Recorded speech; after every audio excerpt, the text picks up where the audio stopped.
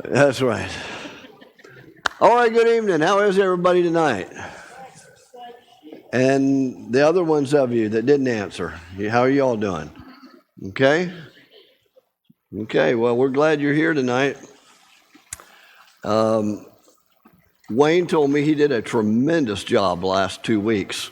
And he just said, I mean, it was astounding.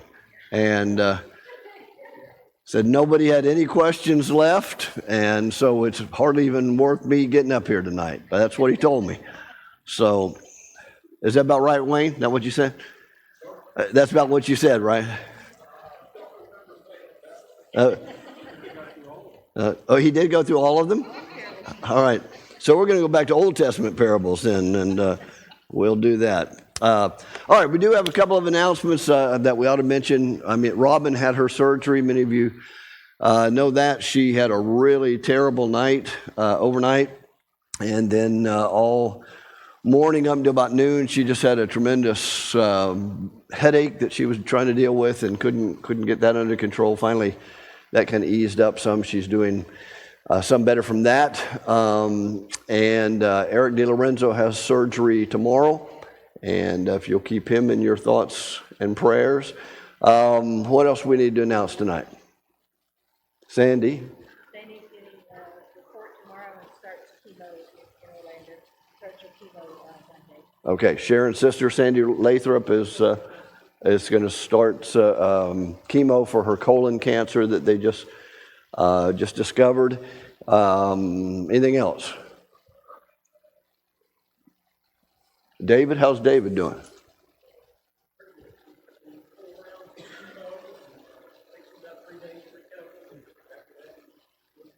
Okay, good. So their son David Woods had 4 rounds of chemo, he said, and but takes him a couple days to get over it, but he's doing okay right now. So, all right, let's bow for prayer then, and we'll get started. Our Father, we're bowing in your presence this night to, first of all, thank you for all the many blessings that we have. We were so fortunate this recent hurricane. We've seen some of the devastation in other places. We were fortunate, blessed here, that it was so minimal, just some wind, just some rain. Other places dealing with still trying to overcome the flooding and all of the problems that they've dealt with. Still, our brethren down in the Caribbean who are trying to climb back from Hurricane Beryl a few months ago, but we're just blessed and thankful that we've been able to endure and make it through fine. Father, we're praying for those that are having medical issues right now. Eric's upcoming surgery tomorrow. Pray that it goes well. He has a speedy recovery, and it helps to bring about good health results for him. Pray for Robin that you'll continue to be with her. And with David and with Sandy, these others that may be going through difficulties as well. And we're just so thankful for Jesus. We're thankful for his teaching and that he's left us behind so many great things for us to study and learn and try to benefit our lives by. Bless our study tonight. Help us to have a mindset on you. And we're praying in Jesus' name. Amen. Okay, so this quarter we've been talking about parables, and we defined the word, first of all, that a parable means something that is thrown along something else. It's a compound Greek word to cast alongside of something else. And so that a parable is actually an illustration that's not teaching us any new truth, but it's an illustration of what Jesus is either about to talk about or has been talking about. And so the greatest way to understand a parable is to look in the context itself, to try to find out what's going on in the context, what's he been dealing with, what's he been saying, who's he been talking to, and along those lines. And then he'll give a parable, which is just another way to say, so let me illustrate it this way. And Jesus tells a story. Jesus isn't the first one to use parables. There are parables in the Old Testament. Parables are in all kinds of different forms of literature and have been for years. It's a medium or a way to illustrate truth for people to see, and in hopefully a more understandable way. Also tried to emphasize in the beginning that parables are not dark and mysterious. They're not something that we have to have some kind of theology degree to understand that they're just simple illustrations of truth. And so we use the example of the first parable that Jesus tells, the parable of the sower. He says, behold, or look, a sower goes forth to sow. I'm persuaded that as he's talking, he points to a farmer who's out in the field and he's sowing seed. And Jesus says, some seed falls on the rocky ground, on the hard path, some this. And he tells this story to illustrate about how the Word of God works in the people's lives and in their hearts. So we looked at several. Wayne introduced those to you the last 2 weeks, and we're going to talk about some different ones tonight. First of all, I want you to look with me. We're going to look at the rebellious tenants, or the wicked husbandmen, or the wicked vine dressers. We're going to look actually at Luke's account first. So it's in all three of the accounts there, Matthew, Mark, and Luke. We're going to look at Luke chapter 20, beginning at verse 9.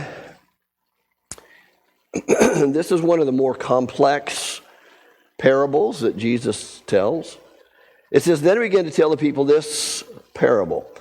A certain man planted a vineyard, leased it to vine dressers, and went into a far country for a long time. Now, at vintage time, he sent a servant to the vine dressers that they might give him some of the fruit of the vineyard. But the vine dressers beat him and sent him away empty-handed. Again, he sent another servant, and they beat him also and treated him shamefully and sent him away empty-handed. And again, he sent a third, and they wounded him and also cast him out. Then the owner of the vineyard said, what shall I do? Well, I will send my beloved son. Probably they will respect him when they see him. But when the vine dressers saw him, they reasoned among themselves, saying, this is the heir. Come, let us kill him, that the inheritance may be ours. So they cast him out of the vineyard and killed him. Therefore, what will the owner of the vineyard do to them? Verse 16, he will come and destroy those vine dressers and give the vineyard to others. And when they heard this, they said, certainly not, or may it never be. Now, Matthew's account, Mark's account, just slightly different. There are some slight variations about the number of servants that are sent out, and the respect of that. But basically, they're all the same. There's nothing that's specific that's going to change the thought of the parable. So we have to try to now understand what's going on. What is the Lord saying in this? If we look at Matthew's account in Matthew chapter 21, here another parable. There was a certain landowner who planted a vineyard and set a hedge around it and dug a wine press in it and built a tower in it. Now, Luke doesn't tell us all those things. I don't know if that's just dressing, as we've said before, to help tell the story, or if there's some special significance to this. And it says he went and he leased it to vine dressers, went into a far country. Now, when the vintage drew near, he sent his servants, plural, whereas Luke said one, to the vine dressers that he might receive its fruit. And the vine dressers took his servants, plural, beat one, killed one, and stoned another. Verse 36, and he sent other servants, plural, Luke said singular, more than the first, and they did likewise to them. Then the last, verse 37, all of them, he sent his son to them, saying, well, they will certainly respect my son. But when the vine dressers saw that it was the son, they said among themselves, this is the heir, come and let us kill him and seize his inheritance. And they took him and cast him out of the vineyard and killed him. Therefore, when the owner of the vine dresser comes, what will he do to those vine dressers? Now, what other thing do you see that's different between Matthew and Luke's account there? Besides the number of servants and whatnot, what else do you see? Okay. And they give an answer. Yeah. Luke's account says, what's he going to do? And he says he's going to kill them. And they said, oh, certainly not. And that's not going to happen. Matthew doesn't give us all of that detail on it. But anyway, I just do that to point out the difference. I don't think it could have been Jesus telling the same story on a different occasion, different audience, in a very similar way. You've told the same story 2 or 3, 4, 5 times, and each time it gets a little bit different.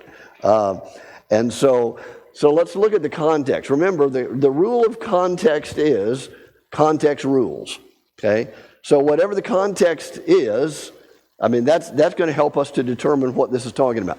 So the context of this, if we look at it a little bit more closely, the triumphal entry, go back into Luke's account, Luke chapter 19, and in the 19th chapter, and at verse 28, Luke chapter 19, I may have put no, that's right, yeah, Luke chapter 19, verse 28, is the triumphal entry of when Jesus comes into the city. After these things, Jesus was going on ahead. He goes into Jerusalem when he approaches it, and then they're calling Hosanna to him when he comes in, and Jesus addresses that. I'm just setting the context. Then Jesus comes in, verses 45 to 48 of Luke chapter 19.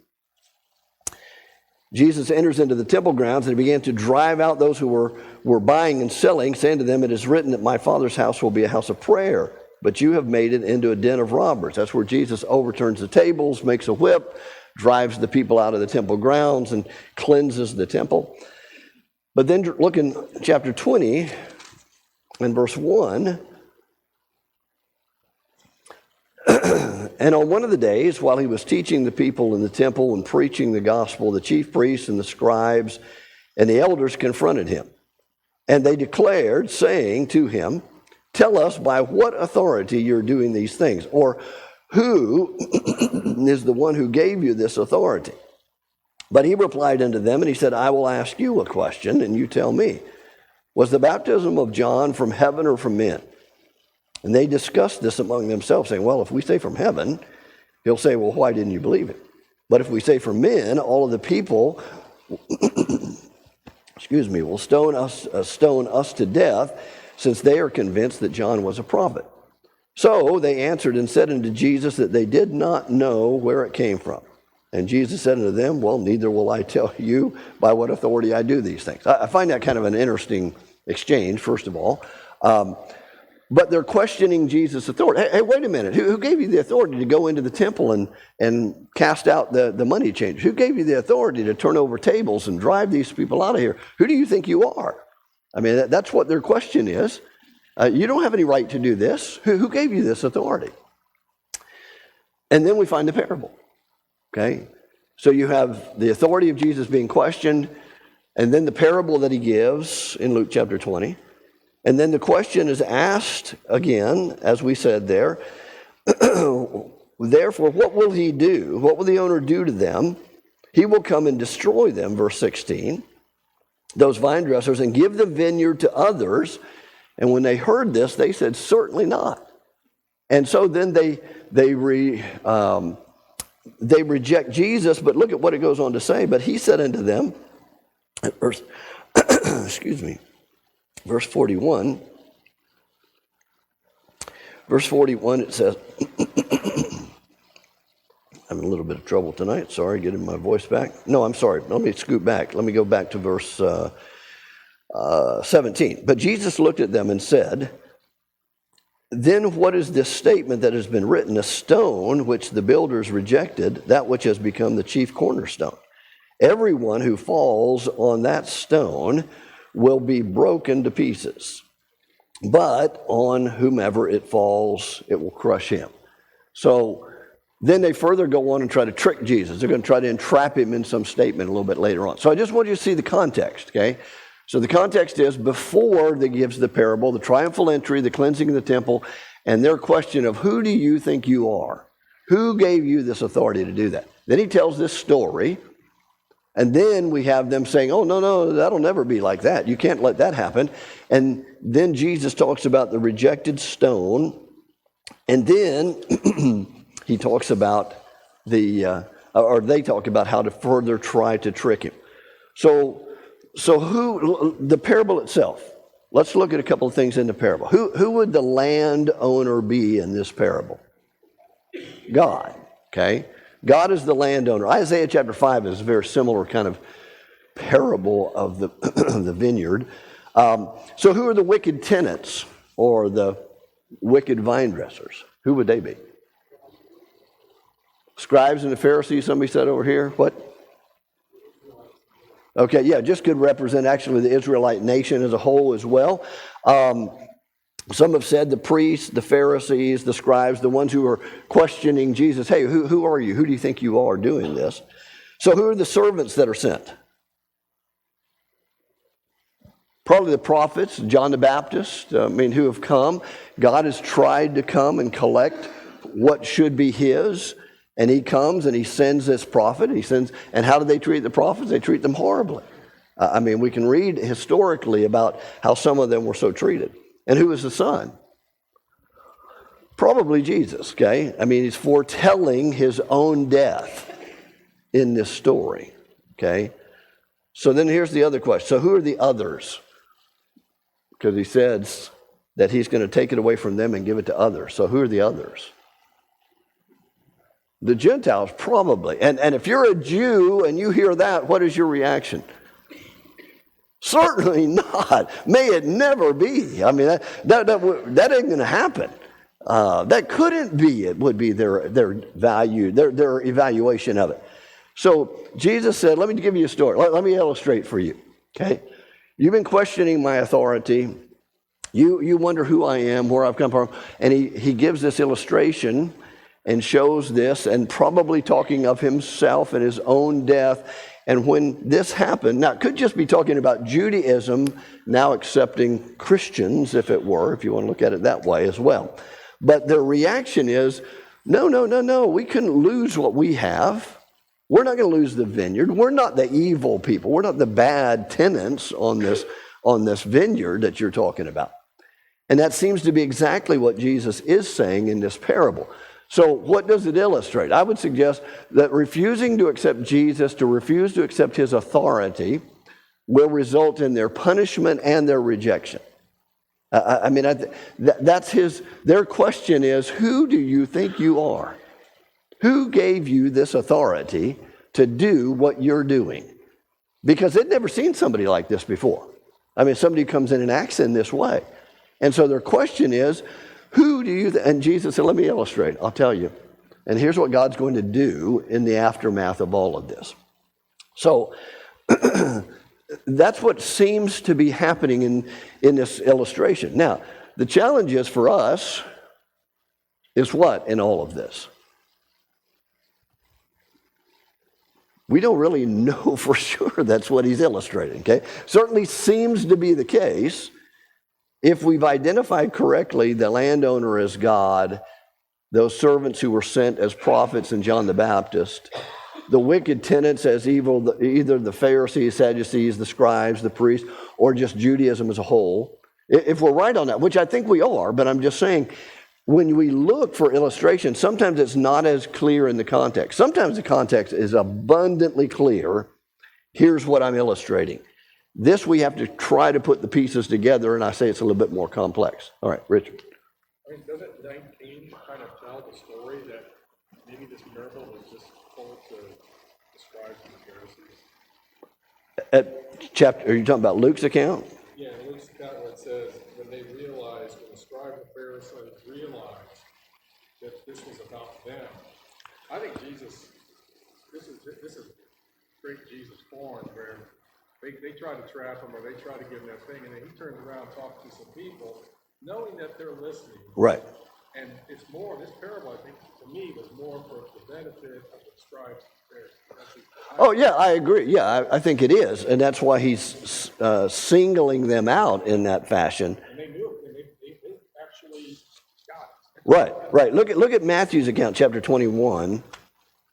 You can keep your place there if you want to. But back in Matthew chapter 21, drop down to verses 45 and 46. Very similar to what you were just saying.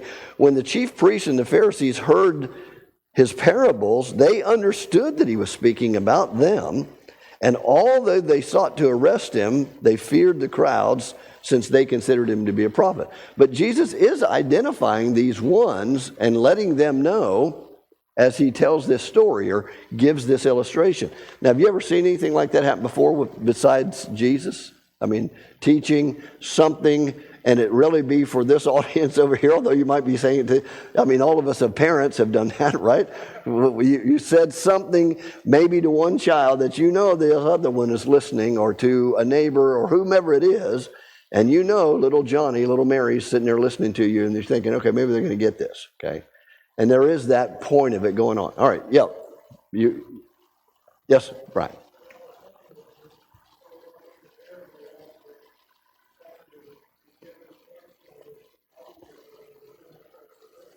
Right. Oh, yeah, I agree. I'm just saying that when we look at these, sometimes it is not so absolutely clear, but I think in the context it certainly is. Now he says, the stone that God has set, you've rejected, and God's made it the chief cornerstone and going to build everything upon that.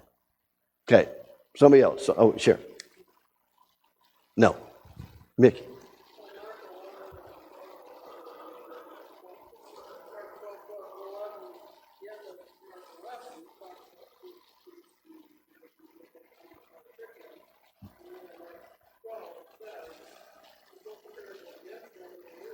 Right.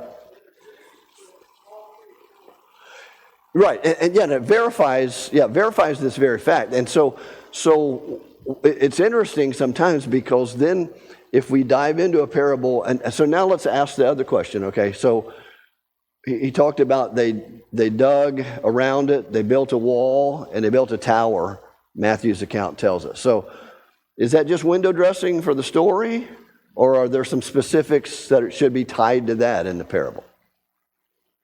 I don't know about the tower and the digging around it, but I could tell you about the wall. That vineyard was given everything. This was dry.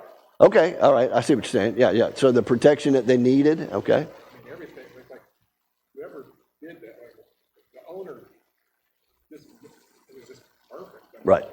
Okay, yeah, and it was set up for that. Okay, Mickey? Exactly. That's why I'm asking the question. Yeah, so is it window dressing, or is it part of the illustration? I would say there's one element that certainly could be the wall around it, because the book of Hebrews tells us that Jesus died outside the camp.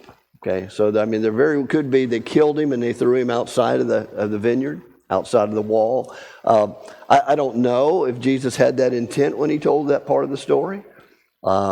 It certainly would be a true element. I just don't know that we want to go through each aspect of that and do it in that fashion. I remember one time I taught a marriage class in Lakeland when we were living there, and I made up these stories that after each class we would do a case study, and I would just make up a story about a couple going through a marriage difficulty, and then we'd ask them questions and say, okay, so what should they do, or how could they deal with this, or whatever.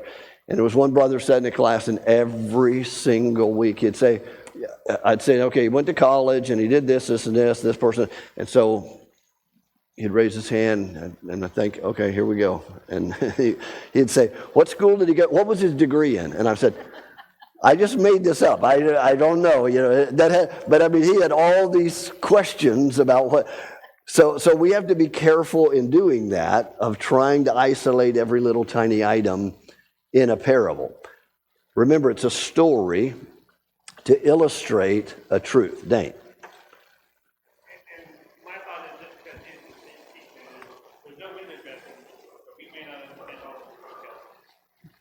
of the details. Okay, could be. I mean, it certainly could be. I mean, it's certainly going to be true to life. Now, so let's ask this other question, okay? The difference between what would be a fable and what is a parable. Let's ask this question. Could this really have happened in real life? This parable? Yeah, in fact, there's historical evidence of vine dressers or landowners doing exactly that. They would have a piece of property, they'd plant a vineyard, and then they were going to either go somewhere else or they lived somewhere else, and they leased it out to others with the expectation of what? I'm going to get a cut of this. I'll get paid. And so now comes time for the harvest. I send my servant to go and say, okay, it's time for you to pay up. And there are records of people doing exactly this. And so the thought might have been when the son came is, well, dad's dead. Okay. And this is the guy that really owns it now. So if we kill him, we'll get it. Okay.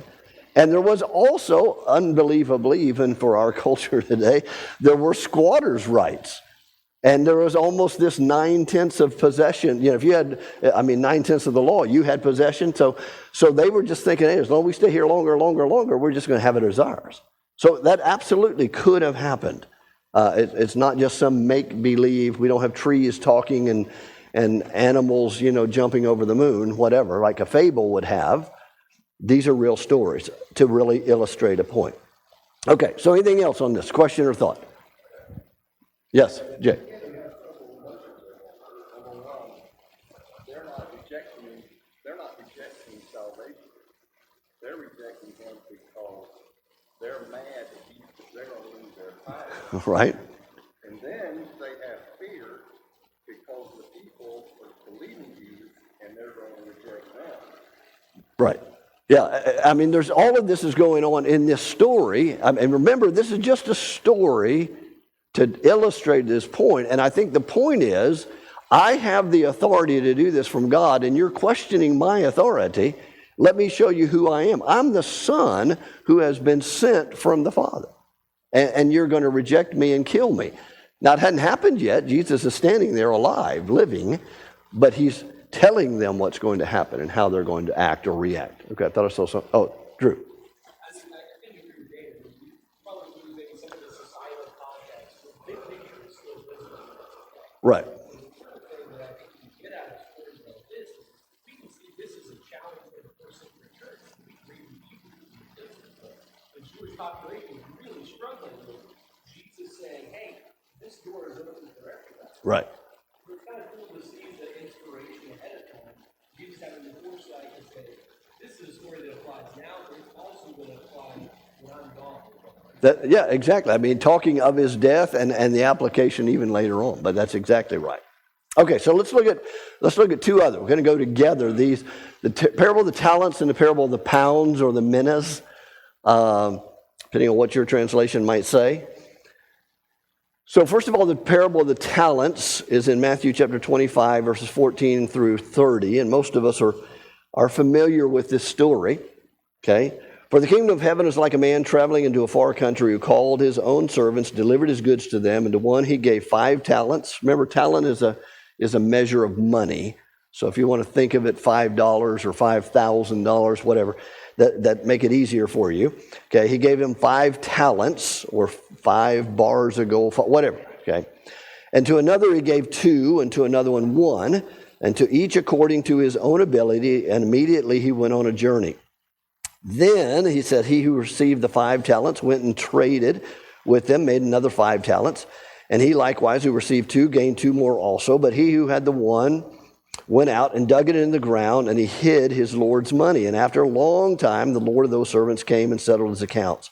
Verse 20, so he who had received the 5 talents came and brought his 5 talents and 5 other talents. Lord, you delivered to me 5 talents. Look, I've gained you 5 more talents beside them. The Lord said unto him, well done, good and faithful servant. You were faithful over a few things. I'll make you ruler over many things. Enter into the joy of your Lord. Verse 22, he also who received the 2 talents came and said, Lord, you delivered to me 2 talents. Look, I've gained 2 more talents besides them. His Lord said unto him, well done, good and faithful servant. You have been faithful over a few things. I'll make you ruler over many things. Enter into the joy of the Lord.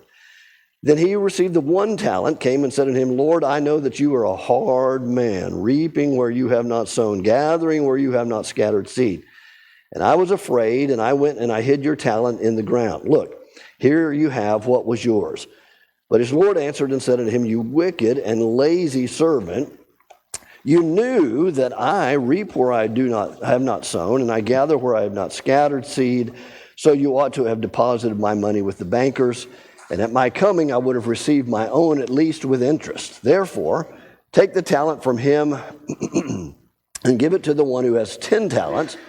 For to everyone who has, more will be given, and he who has an abundance, but he who does not have, even what he has will be taken away. And cast the unprofitable servant into outer darkness, where there will be weeping and gnashing of teeth. All right, so I'll just tell you the greater context of all of this, as we're going to look at it here in just a second. It's really talking about the end of Jerusalem and the end of Judaism, I think in Matthew chapter 24. Some would say it's all eschatology. It's all about the end of time. I'm not so convinced of that myself. But anyway, it's the end of Judaism for certain, because he tells us at verse 34 of Matthew 24, all these things will happen in your generation, or before this generation passes away. Now look at Luke 19 real quick. Luke 19, beginning of verse 11. Now as they heard these things, he spoke unto them another parable, because he was near Jerusalem, and because they thought the kingdom of God would appear immediately. Now that ought to give you a clue as to why this parable's here. Okay? He told this parable because they thought the kingdom of God would appear soon or immediately. Verse 12, therefore he said unto them, a certain nobleman went into a far country to receive for himself a kingdom and to return. So he called 10 of his servants, and he delivered to them 10 minas, or pounds, and he said unto them, again, this would be a measure of money, do business till I come. But his citizens hated him and sent a delegation after him, saying, we will not have this man to reign over us. And so it was that when he returned, having received the kingdom, then he commanded these servants to whom he had given the money to be called unto him, that he might know how much every man had gained by trading. They came, then came the first one, saying, Master, your mina has earned 10 minas. And he said unto him, well done, good servant, because you were faithful in a very little, you will have authority over 10 cities. And the second man came, saying, Master, your mina has gained 5 minas. Likewise, he said unto him, you also will be over 5 cities. Then another one came to him and said, Master, here is your mina, which I have kept to put away in a handkerchief or a napkin. For I feared you, because you're an austere man, and you collect what you did not deposit, and you reap what you did not sow. And he said unto him, out of your own mouth I will judge you, you wicked servant. You knew that I was an austere man, collecting what I did not deposit, and reaping where I did not sow. Why then did you not put my money in the bank, that at my coming that I might have collected it with interest? And he said to those who stood by, take the mina from him, give it to the one who has 10. But they said unto him, Master, he has 10. For I say unto you that every one who has will be given, and from him who does not have, even what he has will be taken away from him. But bring here those enemies of mine who did not want me to reign over them, and slay them before me. Okay, these two parables sound very similar. Okay, what difference do you see? What's the marked difference between them? Okay, yeah, the denomination of how much they're given. First of all, talents versus minas or pounds would be one. What else? What's that? I heard a... I thought I was listening to Charlie Brown there for a moment. Okay, there is that difference, yeah. But there's a big difference you got to see between these two. Okay, there's and unusually or ironically, 7 of them just disappear. Okay, the 10 are mentioned, but only 3 have to give an accounting. Okay, in the second parable, but there's still something else. In the parable of talents, are they given the same amount of money? No, they're given different amounts of money. 5, 2, and 1. In the parable of the pounds or minas, they're given the same amount of money. 1, 1, and 1. Okay, so one of the things we'll see in just a minute, but let's look at the context again. So context rules, as we said. So in Luke's account of the parable of the minas, well, I should really go to the next one since I started there. Parable of the talents. So it's the end of Jerusalem and the Jewish system, I think, which is talking about in Matthew chapter 24. And he's telling them, you need to be ready because you don't know when it's going to happen. Okay, that's what's leading up to the parable of the talents. Then after the parable of the talents, he gives some more parables. Many people think he's talking about the end of time. He might be. I think he's more talking about the end of Judaism myself. But I would be in a minority among many. So in the parable of the minas or pounds in Luke, what happens right before is Luke dines with Zacchaeus, that wee little man who climbed up in a tree. Okay, the Lord, sorry. And Jesus concluded that story or that incident at Zacchaeus' house, and it says that he came, the Son of Man has come to seek and to save that which is lost. Immediately after that, the parable is told. Then after the parable, then we go into the triumphal entry into the city of Jerusalem, the cleansing of the temple, and so on and so forth. So that puts us in its context, okay? So what's going on? What is happening here and the difference between these two? So if we want to think about the amount of money given, you have 5, 2, and 1 versus 1 to each. The kind of money that's given, denomination, the talents versus minas. The number of servants is different between the two. You have 3 in one, 10 in the other, although of the 10, 7 of them disappear. Okay, we don't know what happened to the other 7. The rewards differ. Matthew, they become a ruler of many, and Luke, they're given 10 cities, 5 cities, and so on, which may just be a further elaboration of it. The difference between what the one guy did in the parable of the talents, he just buried it in the ground. Luke tells us he did what first? Wrapped it in a napkin, okay, or a handkerchief, and then buried it in the ground. And the punishments differ. Luke adds the death of the enemies of this particular nobleman. So why would there be this difference between 5, 2, and 1 talents given and 1, 1, and 1 given? What might you think is a significance between those? Would I be wrong in suggesting I don't know that it really matters? No, you wouldn't. It just seems to me like when you read stories like this, that, I mean, for lack of a better term, like, these are some of Jesus' go-to stories, right? This is probably a story he has told thousands of different times in slightly different variations. Sure. The broad strokes are the same, and the broad point is probably the same. Okay. It reads to me that that's maybe the case. Okay, but doesn't that just negate what you said earlier about not being window dressing, that there would be no window dressing? Because if you got 5, 2, and 1 versus 1, 1, and 1, that seems to be a significant difference. I'm going to give you a suggestion what I think, but I'm just curious if anybody has an idea. Yeah, Brian.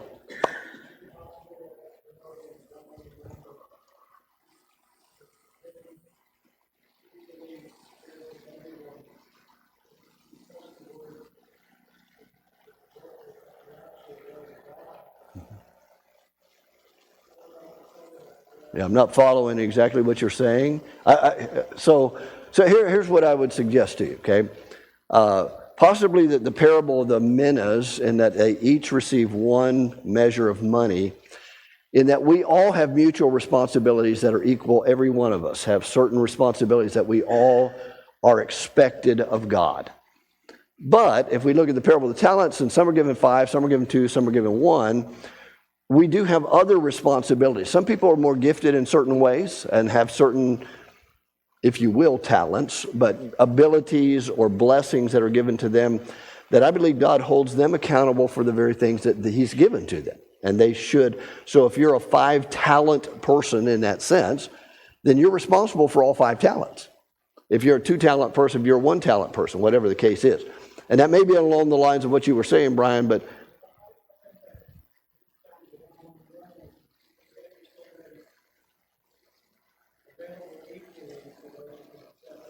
yeah, but see, these are things that are given to them that they're expected to do something with. And so we all receive certain blessings, if you will, or advantages that God has given to us, that we all have certain ones. And now some have certain more so than others in different ways or different things. That's what I think is the difference between the two. It could be, as Drew suggested, it may just be a different version of the same story, okay, that he's telling here. But the point seems to me to be the difference of illustrating that of mutual responsibilities that we all have versus different or differing circumstances and differing responsibilities. Okay, I thought I saw somebody else with a hand up. Oh, Jay. Could it be that this is an example of sharing the other, the person that was given the most went out, he didn't just sit around, he shared it and doubled his money, or keep it. Right. Led to Christ, let's say that. Okay, yeah, you could. The person who didn't do as well, but maybe doesn't have the gift that the first guy had. Okay. The guy that only got 1, he buried his because he didn't do nothing. Okay, yeah, and percentage-wise, the guy who did 2 actually did a little bit better, didn't he? I mean, percentage-wise. But the point of this seems to be, here's what God has given. Okay, so let's see, if context is ruling, what in the world is this talking about then? Well, if it's talking about the end of time, if we go back to Matthew's account, if it's talking about the end of time, then we've got this answering of one day we're going to all stand before God and give an accounting of what we've done and what God's given to us. That seems to be the easiest, maybe the most logical way to understand this parable, just in its context, that there's a day of reckoning coming. So what does it illustrate? A final reckoning that God expects faithfulness and fruitfulness. With whatever blessings God has given to us, that God expects us to be faithful and fruitful and to use them to His glory, rather than just take what He's given us and go hide it somewhere. Okay, that the man who goes and buries it in the ground, he does nothing with the blessings that were given to him. And so we have a responsibility in that regard as well. That would be my suggestion. And then, as I mentioned, the mutual responsibilities that we all have versus the talents, which are differing responsibilities, that's a possibility as well. So, what else? Anybody else have a question or thought? Go ahead, Dane. We don't have time to go into it, but in one story he just gives us, it says he trusts the property to him. And the other one he says to go and do business. Right. And so I think there's I think there's a difference, but it definitely shows that something's always expected. But in one case, it's kind of understood the expectation, and the other one is there's Yeah, there's a stated expectation. And so, and it certainly does talk about, or certainly suggests, there's going to be a day of reckoning. So I've given you 5, or I've given you 1, and then there's going to be a time when I'm going to come back and we're going to talk about this. Where there's going to be an answering as to who or what you've done with what I've given to you. In Luke chapter 19 and verse 27, evidently, Luke 19, let me turn back on my... Luke 19:27, but as for these enemies of mine who did not want me to reign over them, bring them here and slaughter them in my presence. So in Luke 19:27, evidently those who would not accept him as their king, thus they don't use properly the blessings that they've been given, well, they're going to be punished as a result of that as well. I mean, there are differences enough to say, okay, I can see him telling this story, and there is something about that's unique, and here's this story, and there's something about that. But again, all of this, I don't want to get too deep in the weeds of it and think, so what is he illustrating? I think he's illustrating there's going to be a day of reckoning. They're questioning about who he is, his authority, the end of time, all these kinds of things. And Jesus says, here's what it is. God's given you these blessings. You had these opportunities and these blessings, but you're going to have to answer someday. Now, is that a true biblical teaching? Yeah. Would this be a true-to-life story? Could you see this actually happening? Yeah. So this isn't just some fanciful, made-up, again, fable. This would be an actual story that they could say, okay, I can see this happening. They may have been a part of that on many different occasions. Okay, something else. Anything tonight?